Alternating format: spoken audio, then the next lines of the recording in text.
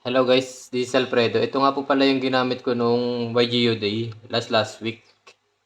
By the way guys, ang standing nito ay 0-3. May nag-request kasi kaya sino ba naman ako para tanggihan siya, no? So without further ado, tara, let's start. Una, itong si Dragon Maid Parlor. Tatlo niyan.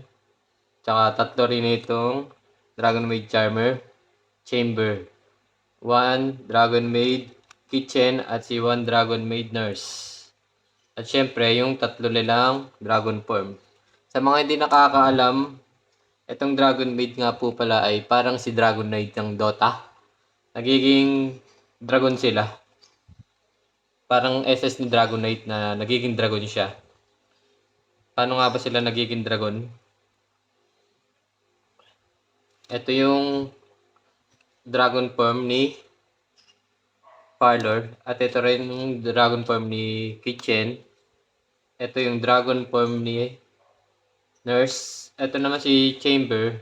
Wala pa siya yung mismong dragon form niya. Pero itong tatlo is pwede niya maging dragon form. Ito yung monster ng Dragon Maid ko. At next, tatlo na itong spell nila. Tatlo na itong fusion spell nila. At tatlo na itong trap card nila. Ito nga po pala yung Dragon Maid package ko. Next,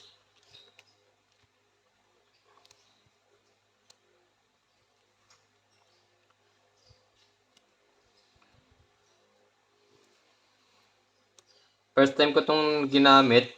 Kaya marami pang dapat baguhin. Siyempre, kada talo dapat may nagiging lesson ka. Sa daming alam. Sa Jablester package, tatlong Jabol Star. Ay, dalawang Jabol Star. Tapos tatlo nitong Sin Spoil na spell.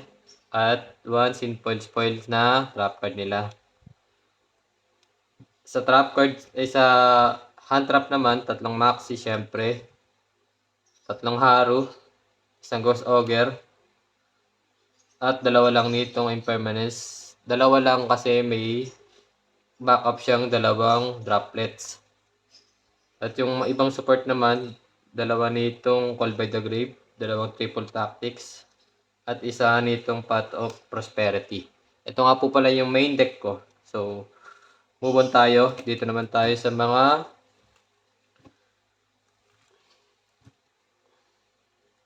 extra deck. Dalawa nito. Dalawa ng Dragon Form niya. Tapos tatlo nitong Spear. At isa nitong Striker Dragon. Sa Link to Package Phoenix. Sa SP. Tapos itong Dragon. Tapos itong Sky Striker na Link 2. Generic Link 2. At sa Link 3 Unicorn. Link 4 si Access Code. At sa XYZ naman, itong si Tipun. Yun, ito yung deck ko. Marami pang babaguhin dito kaya sana next time manalo na. Ayun lang, thank you.